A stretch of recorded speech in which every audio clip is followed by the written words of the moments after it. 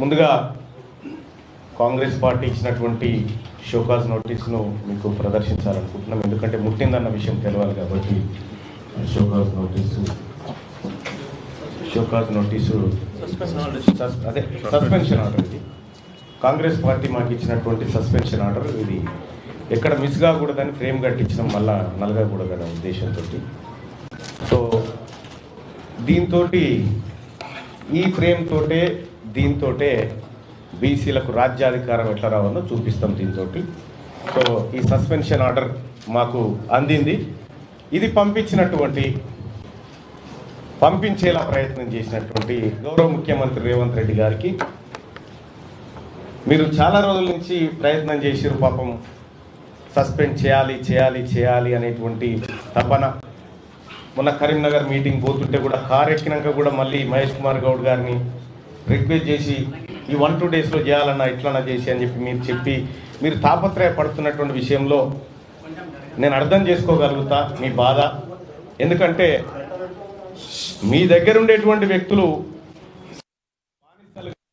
ఉద్దేశం కావచ్చు, అది సహజంగానే మీరు కోరుకుంటారు. కానీ తీన్మార్ మల్లన్న విషయంలో కోరుకోవడమే మీరు చేసిన పొరపాటు. ఇక్కడ సస్పెన్షన్ అనేది తీన్మార్ మల్లన్న కాంగ్రెస్ పార్టీకి సంబంధించినటువంటి దానిపైన నాకు ఏ ఇబ్బంది లేదు, అది నా వ్యక్తిగతమైనటువంటి అంశం. కానీ ఫస్ట్ ఆఫ్ ఆల్ మీడియా మిత్రులకు తెలియజేయాల్సింది ఏంటంటే దాని గురించి సందర్భం వచ్చినప్పుడల్లా మాట్లాడతా. కానీ ఇవాళ తెలంగాణ రాష్ట్రంలో 3 ఎమ్మెల్సీ స్థానాలకు ఎన్నికలు జరుగుతూ ఉన్నాయి. ఈ ఎమ్మెల్సీ ఎన్నికల్లో బీసీ అభ్యర్థులను మరింత ఉత్సాహంగా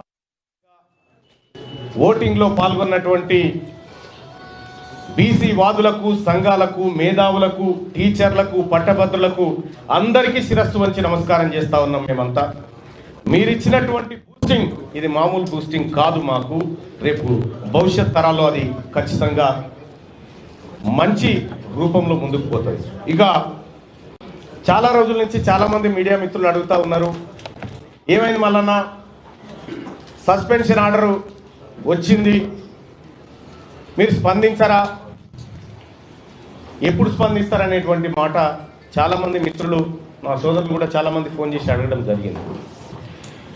క్లియర్గా స్పందించాలని అనుకున్నా, అందరి సమక్షంలో స్పందించాలనుకున్నా. దానికోసమే ఇవాళ మీ అందరినీ ఇక్కడికి రమ్మని ఆహ్వానించడం జరిగింది.